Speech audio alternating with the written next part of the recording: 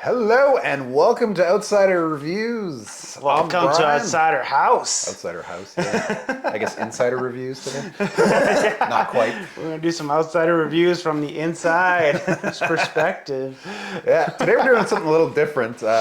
This week we noticed, Pat actually caught it and noticed a little story popped up about the Tesla Cybertruck that has just hit the market not too long ago. So we thought we'd take a crack at that, just share our opinions. Yeah, the big triangular fridge on wheels is basically. You know what, we haven't really spoken out about the Cybertruck since it's been out. Just because, well, who knew when it was going to be out. It's been a while. It's been a while. It came out in 2019. Then they said, yeah, 2021, 2022, you'll get it. Those years passed, and then boom, it came out at the end of 2023. At the very end, people started taking deliveries basically in January, and so now we're getting into real life feedback of what it's like, right? Yeah. So, and this was caught on a Cybertruck, I believe, a Cybertruck post. One of those Cybertruck communities on Facebook, and some people, a couple, I think 2 or 3 users started saying, hey, like, are you guys getting rust spots and stuff?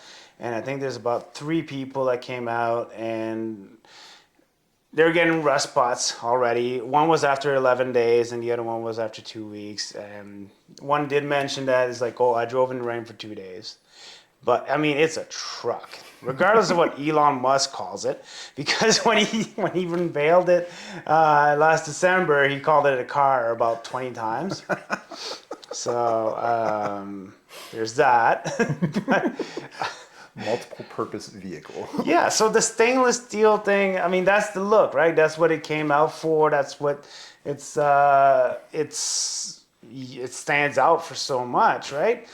But yeah, I mean, people are seeing rust spots on it after 11 days. Yeah, so now this is the thing. I mean, for years we've known this is what the truck's going to be made of. This is what it's going to look like. So the real question is, how is it that people are taking delivery of vehicles and within a couple of weeks you're already seeing this kind of wear and tear on it? I mean, Yeah.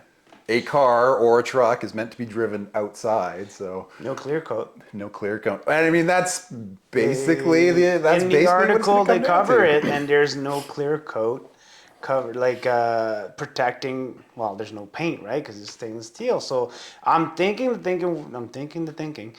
the rationale is, well, it's not painted, it's stainless steel, so we don't have to do a paint like protection coat. But the thing is, yeah, you should, because it's obviously not working out so well. And I have Mazda, which is known to rust. So after like 6 years, when it started rusting, they buffed it out and all that stuff. And I live up north in Canada, so we get salt, snow, slush, and all that stuff in there. So that's 6 years.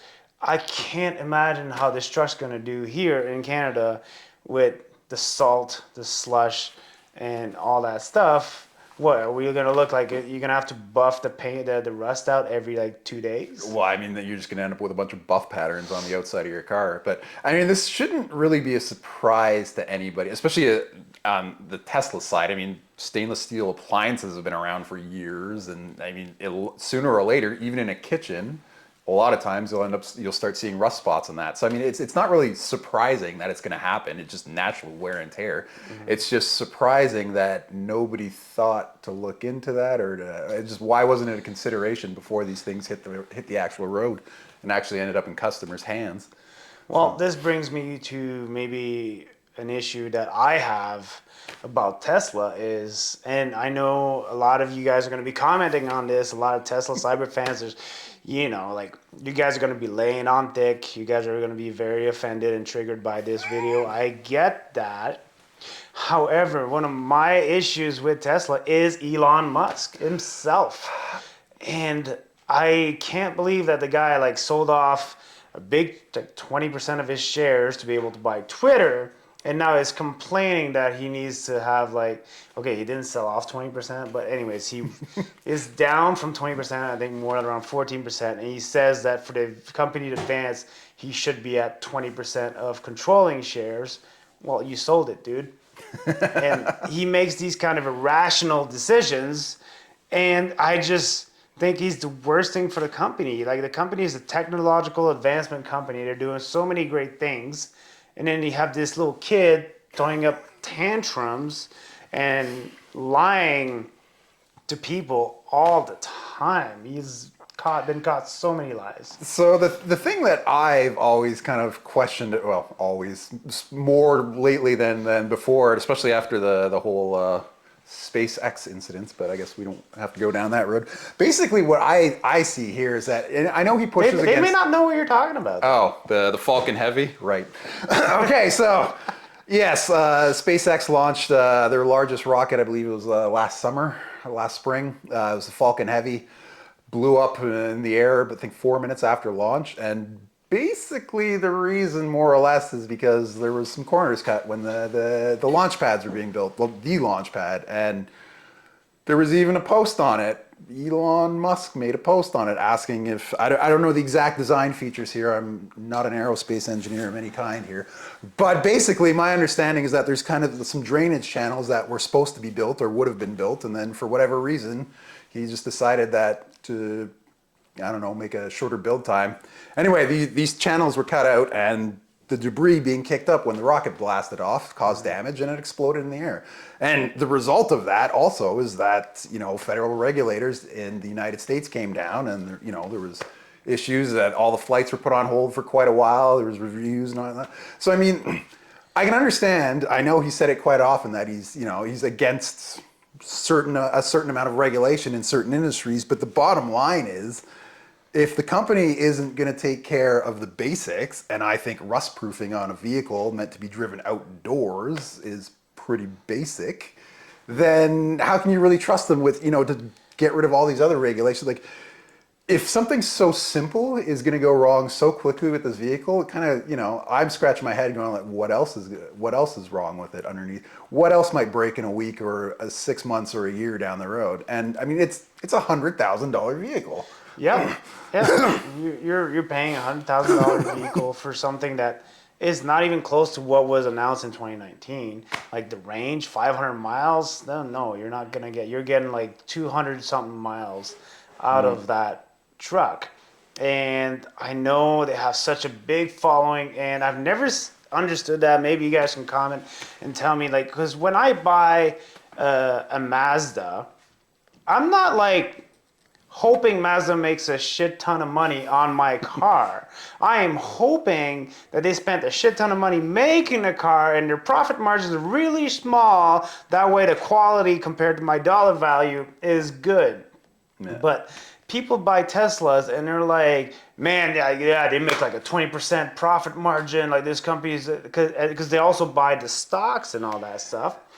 And then you become like more of an advocate. So even when things are wrong, people from that own Tesla almost refuse to speak out against their vehicle. So like, we always don't know everything about it. But again, when Tesla came up with a service center whose sole job was to deceive their customer because of the range expectations, and obviously Tesla's had to drop their range, being ordered by the EPA, like, hey, your range is not accurate, because nobody's ever achieved or estimated range that Tesla provides you.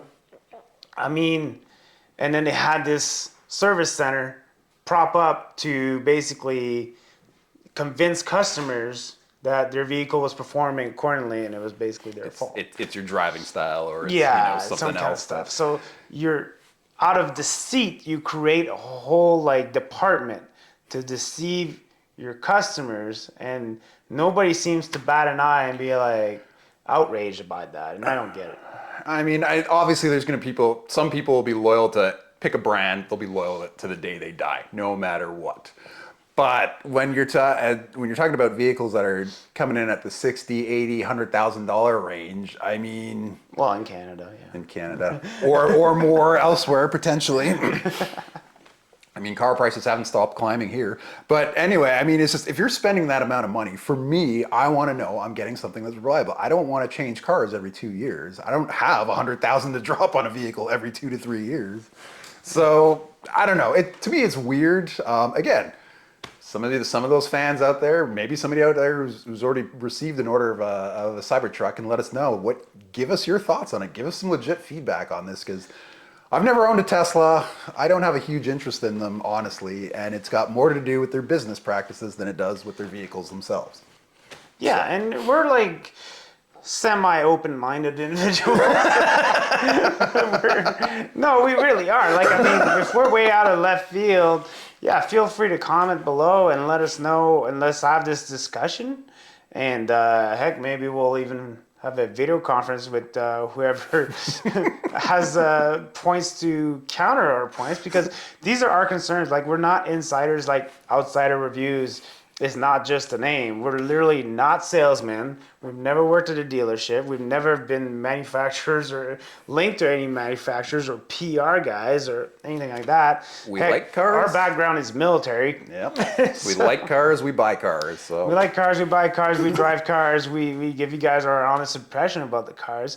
It's just, this has been building up about Tesla, and I was like, Brian, like, we got to do a video when I saw that the rust. These vehicles are rusting, and I want to get you guys' perspective. Like, am I taking crazy pills here, or is this nuts that this is happening so early on?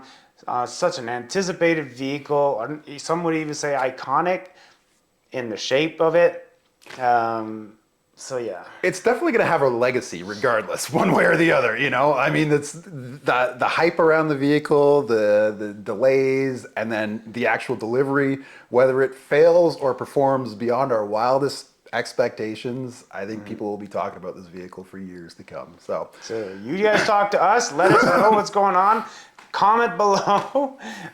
Subscribe if you like what we're about and what we're talking about. And even if you don't like us and you like to disagree with us, that's cool. Hey, we need subscribers to keep this channel going. I'll fight you, internet. Until then, we'll see you guys later. Take care. Thanks for watching.